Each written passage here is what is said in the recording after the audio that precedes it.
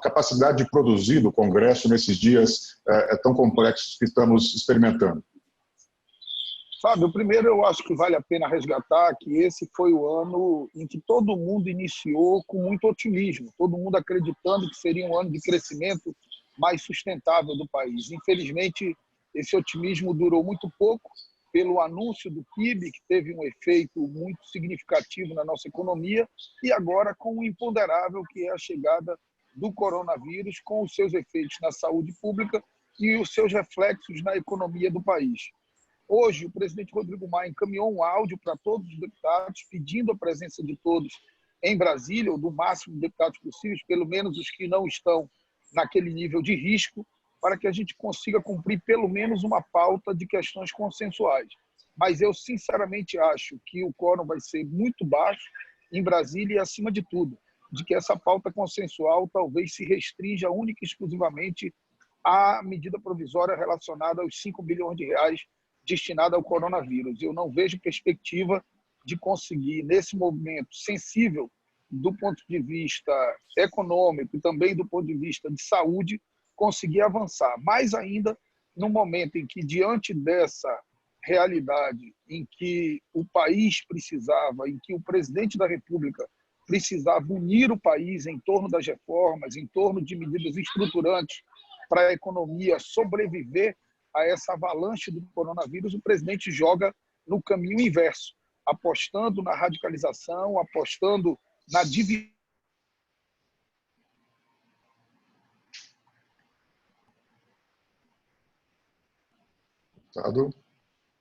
do país.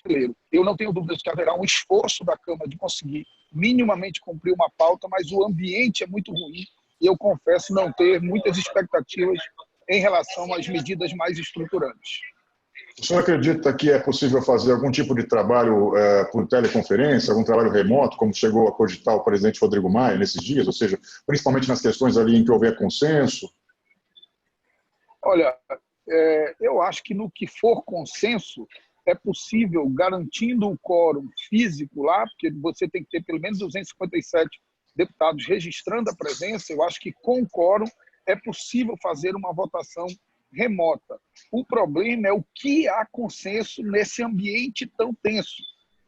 Fora a questão do coronavírus, eu não consigo enxergar outra matéria que seja consensual, que tenha um consenso necessário em que a oposição, os partidos de centro, os partidos aliados do governo, abram mão de restrições regimentais para permitir a aprovação de determinadas matérias. Eu não consigo ver isso na reforma tributária, não consigo enxergar na PEC emergencial, não consigo enxergar na carteira verde e amarela, que eram medidas que talvez pudessem ser aprovadas. Portanto, eu acho que o governo deveria deixar em segundo plano as matérias de natureza macroeconômicas que têm impacto de médio e longo prazo e investir em ações de impacto de curto prazo. Os 5 bilhões para a saúde, para a ação de combate ao coronavírus é um caminho, e acho que o governo deveria utilizar essa polêmica do orçamento impositivo para usar parte disso no objetivo de acabar com a fila do Bolsa Família. Porque o recurso do Bolsa Família é um recurso para quem não tem poupança, é um recurso que vai direto para a economia. Talvez esse seria um respiro para esse momento em que nós teremos uma grande retenção da atividade econômica do nosso país. Não sei se o governo constrói, quero ouvir aí até o representante do Ministério da Economia, se o governo consegue construir essa pauta mínima e emergencial e consensual. Não adianta o governo mandar matéria polêmica, porque as condições políticas do momento não permitem. Nós temos o fator coronavírus, nós temos o fator sensível do momento da economia, mas nós temos, acima de tudo, um presidente que gera instabilidade no momento que o Brasil precisa de estabilidade e unidade política. Eu queria pedir desculpas ao Diogo, mas estender um pouquinho mais com o deputado, porque ele está embarcando. Uma última questão, deputado, antes de passar para o secretário. Cogitou-se aí durante o dia, desde ontem, na verdade, a possibilidade de se criar um fundo de emergência aí para combater o coronavírus, inclusive deslocando recursos do fundo eleitoral e outros fundos ali que envolvessem diretamente algum sacrifício por parte do Congresso. O senhor entende que é viável essa possibilidade ou uma discussão ali um pouco extemporânea? Eu acho que essa possibilidade tem que estar vinculada a esses recursos do orçamento impositivo.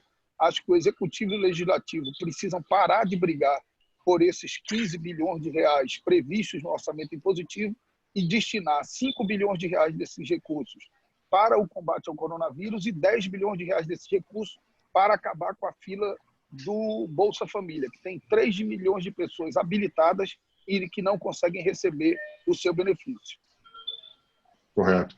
Qual que é o calendário aí, só para a gente posicionar os nossos assinantes? O senhor vai chegar a Brasília, hoje à noite tem algum tipo de reunião com as lideranças, amanhã de manhã o presidente Rodrigo Maia convocou os parlamentares para algum tipo de debate, ou ainda está em aberto? A gente deve ter reunião com os líderes amanhã de manhã, não temos clareza ainda de quem vai estar lá. Eu mesmo mantive as 2 audiências públicas dessa semana da comissão da PEC da segunda instância por videoconferência, nesse esforço de dar um sinal para a sociedade de que nós vamos continuar trabalhando e de que o Congresso precisa dar sua cota de sacrifício para enfrentar esse momento tão difícil da vida do país. Mas eu não tenho mais detalhes, que acho que esses detalhes eu só terei a partir de amanhã, depois que estiver em Brasília e participar da reunião com os líderes. A reunião, a audiência com o ministro Paulo Guedes para tratar de reforma tributária, ela foi adiada, certo? Eu vi que o presidente da Comissão Especial da Reforma Tributária, ele suspendeu todas as atividades da comissão.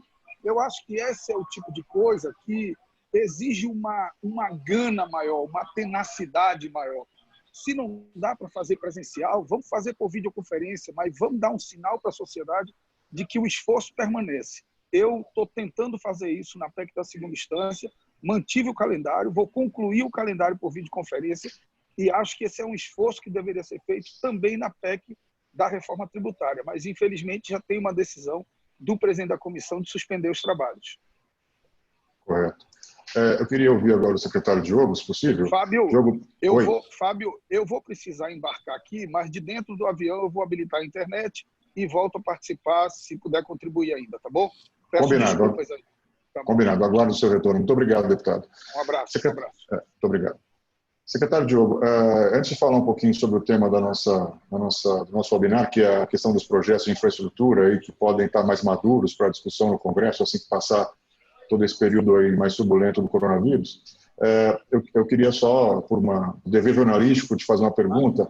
Você participou de várias reuniões hoje aí no Ministério da Economia. Queria só que você pudesse posicionar os nossos assinantes, os nossos convidados, sobre qual que é o ambiente, qual que é o clima no Ministério, numa segunda-feira, um dia que o mercado voltou a dar sinais muito negativos e muita preocupação em relação ao futuro. Só para a gente posicionar um pouco os assinantes, como é que está qual é o mantra aí, qual que é a mensagem principal que se passa hoje dentro do Ministério. Muito obrigado, boa tarde.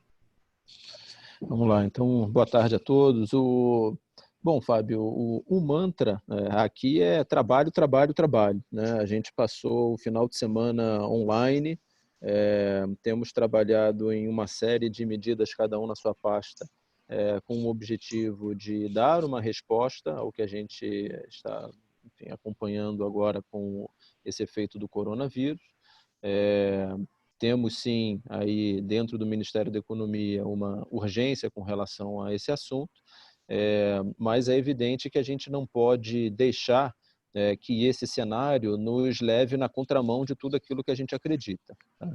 Então, esse é justamente a oportunidade que a gente tem de implementar ou de demonstrar que a nossa direção ela é correta. Então, vocês certamente observam uma série de pressões para políticas intervencionistas, que protegem um setor específico, que direcionam recursos, que ampliam investimentos públicos, ou seja, na contramão de tudo aquilo que nós acreditamos, né? Então, certamente, e eu posso falar especificamente da minha pasta, né, a gente defende uma racionalidade alocativa, continuaremos defendendo, investimento privado, e as propostas que nós temos, elas vão exatamente ao encontro do que a gente acredita. Então, se nós temos um marco do saneamento básico, que já foi discutido ao longo dos últimos 2 anos, que está pronto, maduro, né, e basta uma última ponta ali no Senado para que ele possa ser colocado em prática. Então, é isso que a gente defende. Ele, certamente, além de todo o impacto social que a gente conhece, tem um potencial que nós repetimos bastante ao longo das discussões, de mais de 700 bi de investimentos, que geram 700 mil empregos até 2033, né? 700 mil empregos ao ano. Então, é esse tipo de medida, com investimento privado, puramente por derrubar um muro burocrático que existe hoje, que impede privatizações, né? Então, esse é o tipo de reforma que a gente defende. Eu acho que é perfeitamente factível nós implementarmos em um curto período, porque essas discussões, como eu disse, elas foram amadurecidas ao longo dos últimos anos, não são propostas novas.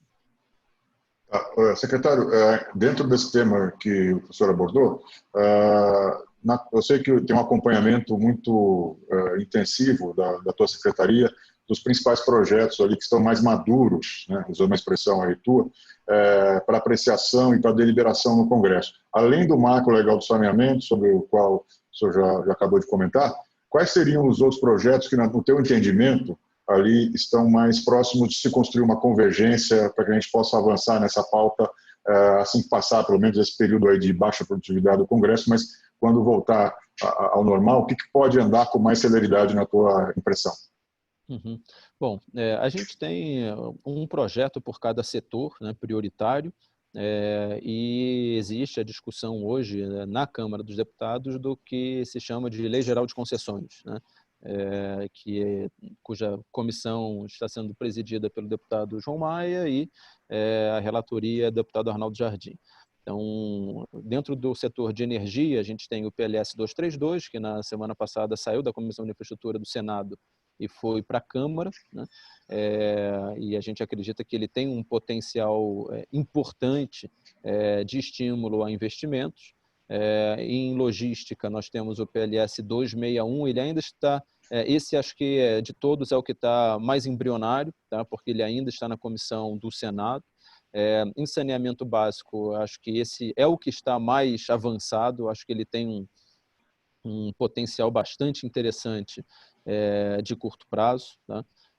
E em telecom, a gente também tem os projetos de lei que tramitam sobre o IoT, Internet das Coisas, e VSAT, é uma pequena desoneração que existe, mas já há contrapartida prevista para isso, para dar realmente todo o boom que a gente espera na viabilização, inclusive do 5G, cuja licitação deve ser até o final do ano. Então, o 5G ele é a oferta do serviço e esses dois projetos de lei eles garantem a demanda. Então, é justamente desonerando todos os chips que, na prática, a gente usa nesses pequenos devices que utilizariam 5G. Então, esses são por setor. A gente tem ainda o programa de habitação que utiliza terrenos da União, que é o Aproxima, que deve fazer, acho que também as discussões estão maduras, a gente conseguiria avançar com ele, acho que no curto prazo, tá? Essa é uma das intenções que nós temos, e essa lei geral de concessões que eu comentei, que está com o deputado Arnaldo Jardim, ela traz, né, nas propostas, existe uma série de convergências, eu acho que ele converge muito mais do que diverge entre o texto proposto pelo deputado e o que o governo encaminhou na semana antes do Carnaval, e ele traz dispositivos que são bastante interessantes e que possibilitam concessões simplificadas com investimento de até 200 milhões de reais.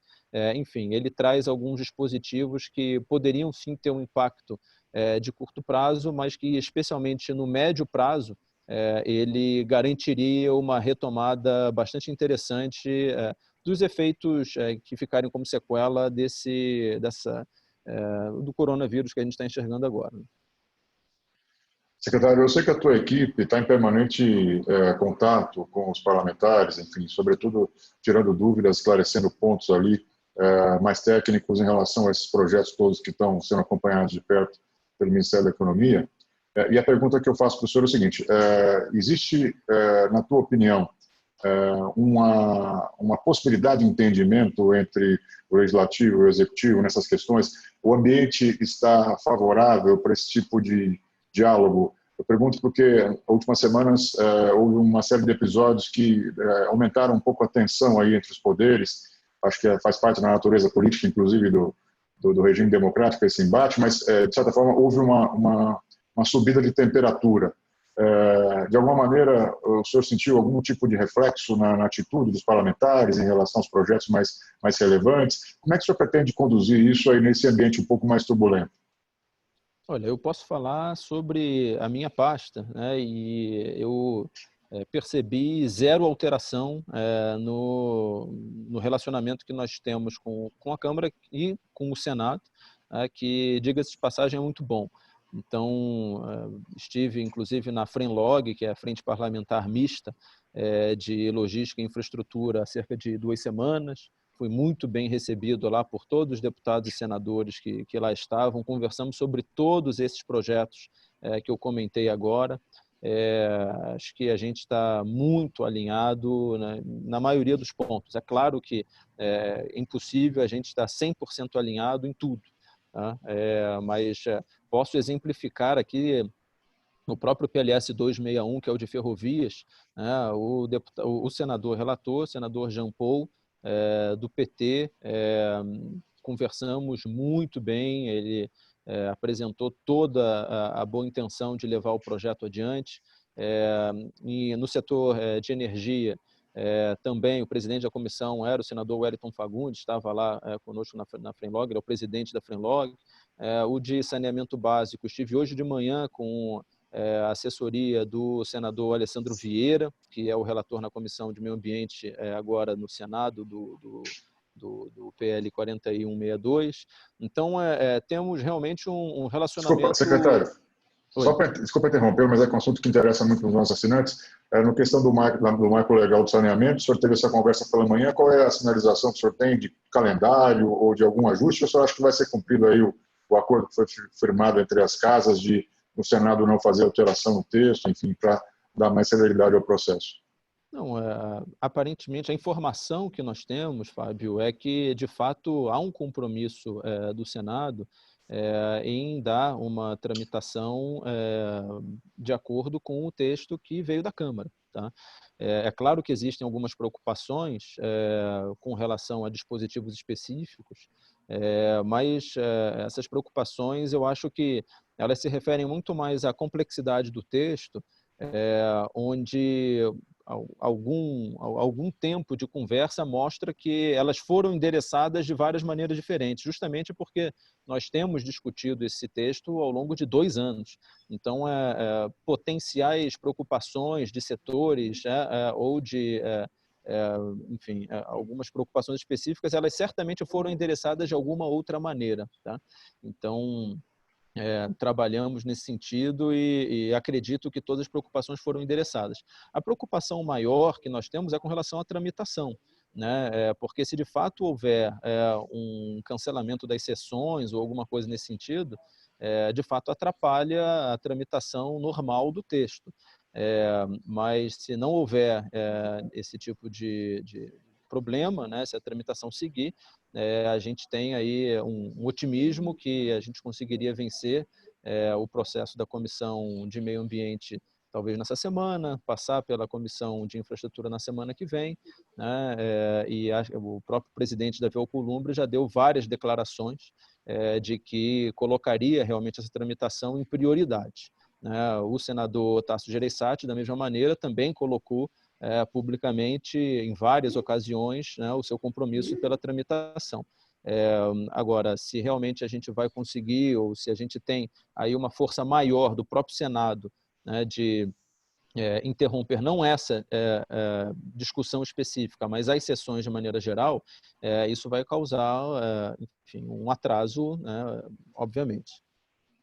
E a sua percepção é de que os investidores, os investidores estrangeiros, eles com esse cenário externo bastante complexo e deteriorado, eles vão manter o interesse, sobretudo nessa área do saneamento, apesar das dificuldades do cenário, em razão das nossas facilidades que o projeto vai permitir, que esse novo marco legal vai permitir, ou seja, o marco vai trazer o interesse do investidor estrangeiro nesse momento em que em outros setores talvez seja mais difícil ter confiança? Olha, infraestrutura, de maneira geral, ela é exatamente um porto seguro, né? Há investimentos com horizonte de longo prazo. A gente está observando o Fed reduzindo juros, a gente está observando um movimento de redução geral de juros no mundo, e, por consequência, esses projetos de infraestrutura, eles aparecem como uma boa opção para esse investimento de longo prazo. Então, eu acho que não é nem uma questão de transformar um limão em limonada. Eu acho que a gente consegue transformar um problema, né? O que a gente vê hoje é um problema de saúde pública, uma pena, né? O que a gente está vendo no mundo, mas eu acho que a gente consegue aproveitar esses movimentos de redução dos juros internacionais com um consequente excesso de liquidez para a atração desses investimentos no Brasil, né, e, por consequência, a viabilização dos projetos de infraestrutura. Lembrando, Fábio, que a nossa iniciativa de alterações, né, regulatórias e legais, né, e, como eu disse, tem sido uma parceria fantástica com o Congresso, porque, no final, quem se beneficia é a população brasileira, né, é a economia de maneira geral. Nós também temos a iniciativa que chamamos de fábrica de projetos, né? Ou seja, não basta ter um marco legal bem feito, mas a gente também precisa ter oportunidades na praça, né? A gente precisa ter um pipeline bem alimentado e projetos sendo feitos. Infelizmente, a gente recebeu do governo anterior um pipeline que foi esgotado nos primeiros meses de governo, né? E a gente precisa de pelo menos 2 anos entre a decisão de iniciar uma modelagem e a primeira enxadada de fato ser feita lá em campo. Então, na verdade, o lead time médio é de 28 meses, né? Então, o BNDES, muito rapidamente, na gestão do presidente Gustavo Montezano, triplicou, ou mais do que triplicou, né, a carteira de projetos do BNDES. Então, hoje a gente está falando em alguma coisa em torno de 200 bilhões de reais em estruturação, né? E ele ainda vai aumentar bastante. Então, a gente está trabalhando bastante nisso para garantir que projetos sejam oferecidos ao setor privado com a maior brevidade possível. Secretário, o fato de... A gente sabe que os investidores italianos, espanhóis, são muito presentes aqui na infraestrutura, setor de rodovia, setor elétrico e tal. O senhor entende que o fato do coronavírus estar, a princípio, prejudicando bastante a atividade econômica desses dois países, na Europa alastrando-se com uma velocidade impressionante, com medidas de exceção nos últimos dias, de alguma maneira pode afetar o humor somente desses players italianos e espanhóis em relação aos investimentos de infraestrutura, ou o senhor entende que, até pelo fato da segurança, que o senhor mencionou agora há pouco, isso pode ser um atrativo adicional nesse momento? Não, é evidente que o mercado normal não está, né? Isso é claro, a gente está observando aí um cenário de cautela. Isso dito, dentre as opções disponíveis, eu não tenho dúvida que um projeto bem modelado, né, e que faz parte de um contexto, de um marco legal bem desenhado, bem estruturado, ele é sim uma excelente opção de investimento. Agora, você precisa ter uma credibilidade dos investidores, você precisa ter os holofotes realmente nesse sentido. No caso específico do saneamento básico, a gente tem recebido investidores ao longo, talvez, dos últimos 6 meses, em bases semanais, né? Ou seja, querendo, de fato, trazer um volume expressivo de recursos para cá. Quando a gente fala no programa de habitação, quando a gente fala em logística, quando a gente fala... Enfim, realmente é um interesse grande que a gente tem. Agora, a gente precisa de 2 coisas. Primeiro, do marco aprovado, né? Ninguém vai colocar dinheiro sem esse marco aprovado, e não é nem só pela incerteza, mas a gente fala também de uma impossibilidade, né? Na prática, o que a gente tem é uma privatização proibida, né? Hoje, pelo marco atual, uma empresa de saneamento que for privatizada, ela perde todos os contratos no dia seguinte. Então, eu impossibilito a privatização pelo modelo atual. A partir do momento que eu tenho um modelo novo, eu possibilito aqueles estados que queiram a privatizar as suas empresas e eu dou realmente todo o arcabouço legal para que os investimentos sejam feitos, né? Agora, em paralelo, a gente precisa das modelagens acontecendo. O BNDES hoje ele já tem o caso da SEDAI, né, bem feito, bem modelado e pronto para ser licitado. Tem a concessão no estado de Alagoas. Temos outras concessões que estão sendo desenhadas no Acre, em Rondônia, no Amapá, enfim. O BNDES tem feito no saneamento um trabalho bem interessante, não só em saneamento, como em todos os outros, né? Se a gente pega a logística, só em rodovias, nós já estamos falando em 14 mil quilômetros, né, em modelagem pelo BNDES. Então, é realmente um programa bastante ousado. Mas, como eu disse, isso tem um lead time, infelizmente, um pouco longo, né? A gente tem que iniciar o processo de contratação das consultorias, das empresas de engenharia, começar o projeto básico, fazer realmente todo o estudo de viabilidade, passar pelo Tribunal de Contas, abrir um processo de consulta pública. Então, esse processo demora um pouco mais de 2 anos para ser cumprido. Mas, como nós iniciamos isso já há algum tempo, a gente está bastante otimista que a gente consiga colocar esses projetos na praça o quanto antes. Mas, pelo que eu entendi, então, na visão do governo, na visão da tua secretaria, esse texto que está no Senado, o senhor está de acordo com ele, do ponto de vista de que ele vai facilitar o ingresso de recursos privados e vai facilitar também a privatização das empresas estatais que, enfim, que forem ineficientes, que não conseguirem cumprir as metas. Na avaliação do senhor, o texto está com tempo.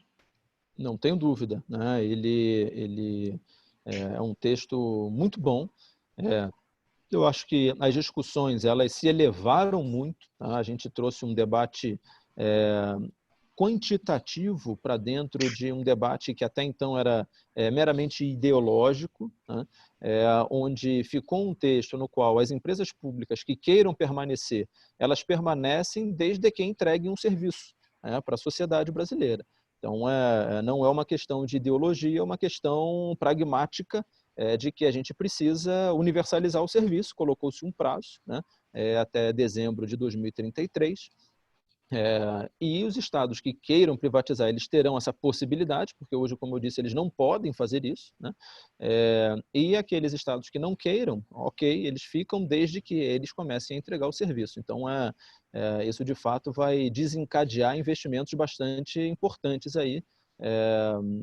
Como eu disse, já no curto prazo, porque existem modelagens importantes que já estão prontas, como é o caso da SEDAI, mas ao longo do ano que vem a gente também tem potenciais concessões bastante interessantes aí. Secretário, o senhor mencionou o marco legal das PPPs, das concessões, né? Em que pontos que existe divergência aí hoje entre a equipe econômica e o texto lá do deputado Ronaldo Jardim? O senhor tem trabalhado já também nessas questões há algum tempo, então eu queria ouvi-lo sobre a construção de uma convergência nesse texto. Uhum. Olha, eu acho que em termos de mérito, tá, a gente converge em 100% com o deputado. Acho que não há desencontros de mérito. O que a gente busca é que talvez a proposta inicial que foi aprovada pela comissão especial, talvez ela não, o texto que ali estava, ele não atingia aquele mérito que era o pretendido. Algumas vezes ele, inclusive, atingiu o objetivo contrário. Nós temos convicção que o mérito converge porque nas discussões que os deputados tiveram com o ministro Paulo Guedes, com o ministro Ramos, né, houve realmente um entendimento de que estávamos falando a mesma coisa. Então, acho que é uma questão de redação, porque a gente precisa, obviamente, atingir aquele ponto que foi colocado. Então, para ficar em um exemplo, né, a gente tem como um ponto de consenso que concessões públicas não podem entrar em recuperação judicial, tá? Porque senão você tem casos como o de Viracopos, onde um juiz passa a mandar num ativo, num serviço público, e isso é um problema, né? A agência reguladora perde um controle sobre aquele ativo, então não entrar em recuperação judicial é um ponto positivo se ele for, ou se ele tiver como alternativa algo que funcione, já que a recuperação judicial não é mais uma opção. Se você não der uma alternativa, você tem o pior dos mundos. Você tem o credor com um papel na mão, sem poder tomar nenhum tipo de medida contra o ativo, né? Enfim.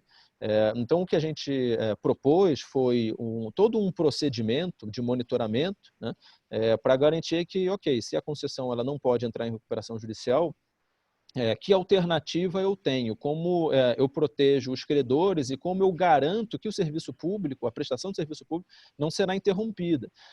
Então, a gente cria um rito, né, de monitoramento, a gente garante que os credores poderão ou exercer o direito de step-in, né, e hoje existem várias razões pela qual mesmo o step-in, quando é previsto em contrato, ele não consegue ser exercido pelo credor, então a gente garante que isso de fato pode acontecer. Para aqueles credores que não quiserem exercer esse step-in, então ele é um banco, ele não quer trazer uma rodovia para o balanço dele, ele não pode, enfim, né, ele tem o direito de vender a terceiros, essa opção, ou seja, ele vende uma dívida, mas ele já entra no camarada que vai comprar como um equity, porque a nossa solução ela converte, né, a dívida em equity, diluindo o controlador original. Na verdade, nem diluindo, retirando o controlador original, e aí você tem os gatilhos, né, os indicadores de liquidez para que isso aconteça. A gente não diz qual é o indicador de liquidez, a gente só fala que o contrato já tem que prever quais são esses indicadores desde o momento do edital. Depois tem um nível crítico, né, que se o credor não exercer esse direito de step-in nem vender a um terceiro, né, a agência reguladora faz uma intervenção administrativa, como a ANEEL fez no Grupo Rede, lá em 2012, né, e faz a venda daquele ativo ao mercado.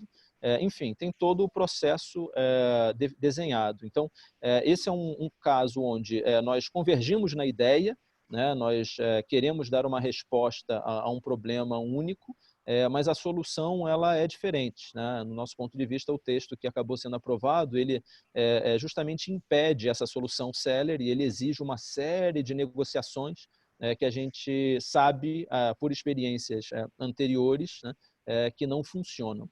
Então, o que a gente faz é uma proposta para que o objetivo único possa ser atendido de uma maneira mais eficaz. Então, lembrando que essa proposta do governo ela foi fruto de 10 semanas de trabalho bastante intenso.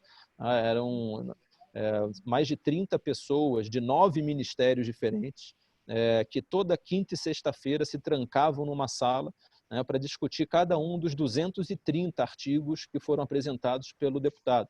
Então, a gente está falando em mais de 100 páginas, né?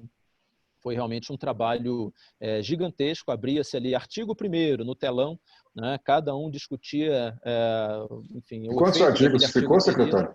São inicialmente 230 artigos. No texto que nós encaminhamos ao deputado, nós propusemos uma simplificação que dava cerca de 190 e alguma coisa artigos. Então, reduzindo em 30 e poucos artigos ali o que a gente colocou como sugestão.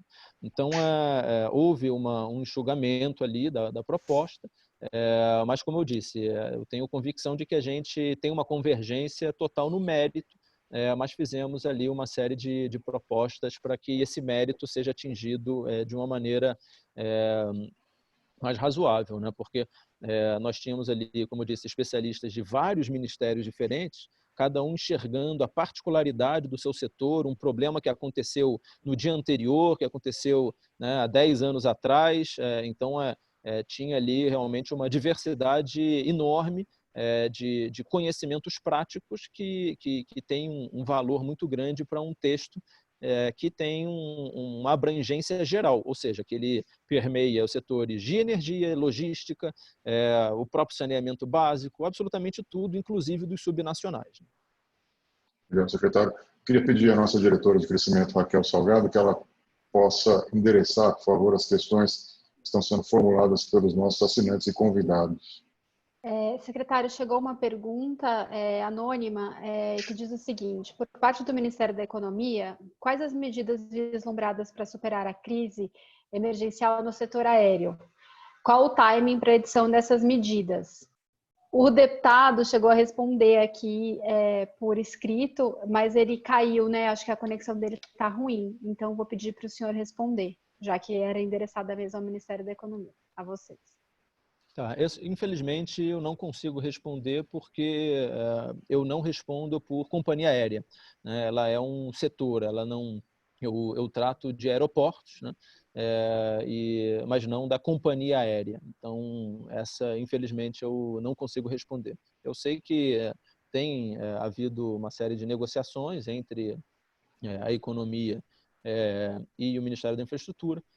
Mas as propostas, elas são basicamente fiscais, então elas não estão aqui com a minha secretaria.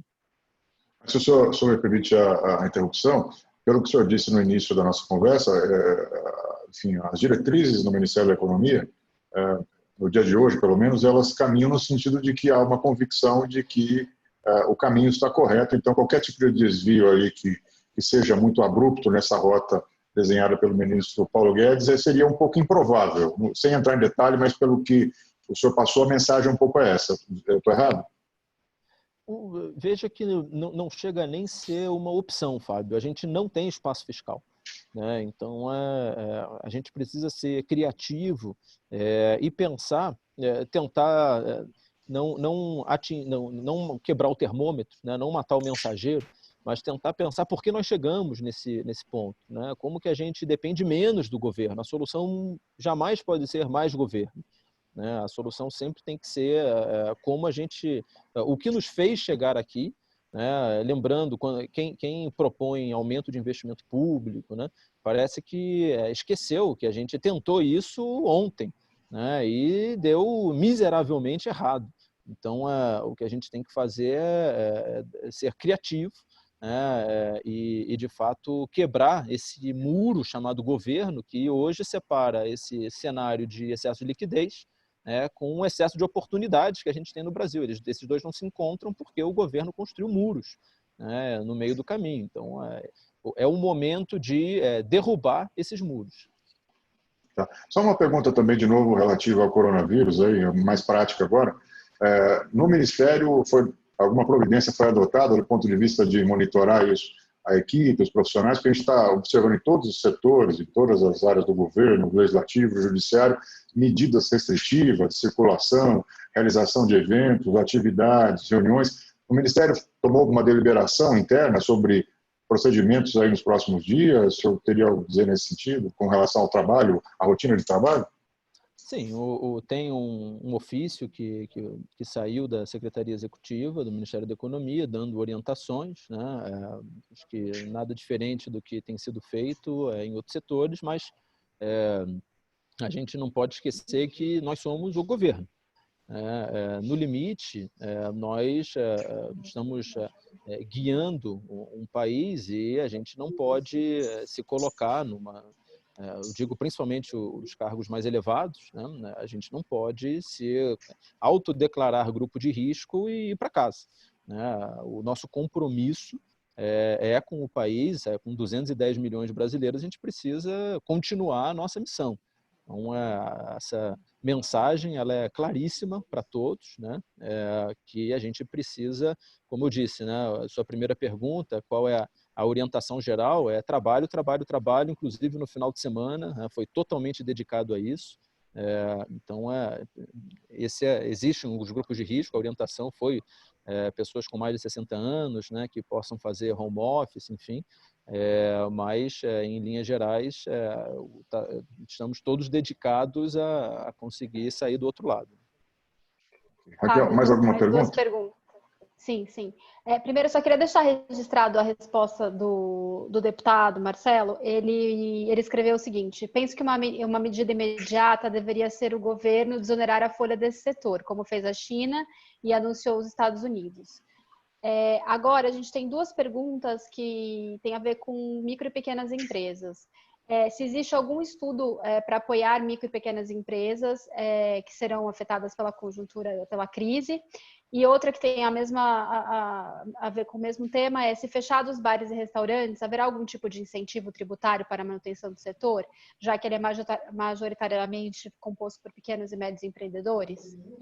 Raquel, só para, sem querer interromper, já interrompendo, são perguntas que são pertinentes, evidentemente, mas eu tenho a impressão que elas não estão afeitas ali à rotina do secretário que cuida de infraestrutura. Então, fica à vontade se ele quiser responder, mas eu estou só adiantando que é difícil que ele tenha posicionamentos específicos sobre essas medidas. Eu estou certo, secretário? Certamente, Fábio. Peço desculpas para quem fez a pergunta, mas realmente, se eu tentar responder, eu falarei besteira. Então, é melhor que eu não tente. Ok. Mais alguma pergunta, Raquel? Nenhuma escrita. Eu vou agora perguntar se alguém quer levantar a mão para perguntar, Inclusive, Raquel, conversando com o próprio secretário. Se você puder sugerir aos assinantes também, até por conta do horário, o secretário abriu uma exceção na agenda bastante concorrida que ele tem hoje, uma segunda-feira atípica em Brasília. Se tiver alguma questão adicional, ela pode ser encaminhada depois por escrito para a gente, que a gente encaminha para o secretário e para a equipe dele. Mas se alguém tiver uma pergunta, mais uma pergunta, acho que a gente tem tempo ainda, uma pergunta mais rápida. Alguém? Não. Bom, então é isso. Se vocês tiverem alguma questão adicional, podem enviar para a gente vai endereçar ao secretário e à equipe dele. Eu queria agradecer muito a presença do secretário Diogo Magord, que aí nos atendeu com uma gentileza e muita presteza numa segunda-feira bastante complexa do ponto de vista do funcionamento da estrutura do poder em Brasília, para responder as nossas perguntas e passar aí as mensagens para o país nesse momento em que aumentou muito a expectativa sobre a produção do Congresso e do governo na agenda micro, a chamada agenda micro, já que a gente está enxergando um pouco de dificuldade no avanço das grandes reformas, que pelo menos as medidas de infraestrutura, as medidas que possam gerar um ambiente melhor para a atração de investimento privado, que elas possam prosperar e ajudar o Brasil à recuperação aí pós-crise do coronavírus. Então, eu queria só deixar o agradecimento novamente para o secretário e deixar aí o espaço para uma consideração final aí que ele queira fazer aos nossos assinantes. Eu queria agradecer ao Jota, a você, Fábio, parabenizar aí por esse início de diálogo, né? Eu acho que principalmente agora, em tempos onde todos os eventos têm sido cancelados, até comentei isso hoje de manhã com uma pessoa que me mandou cancelando um evento, ele perguntando para mim: "Ei, Joe, o que você acha? A gente deve cancelar?" E eu disse para ele o seguinte: de forma nenhuma, não cancele, transforme em um evento virtual.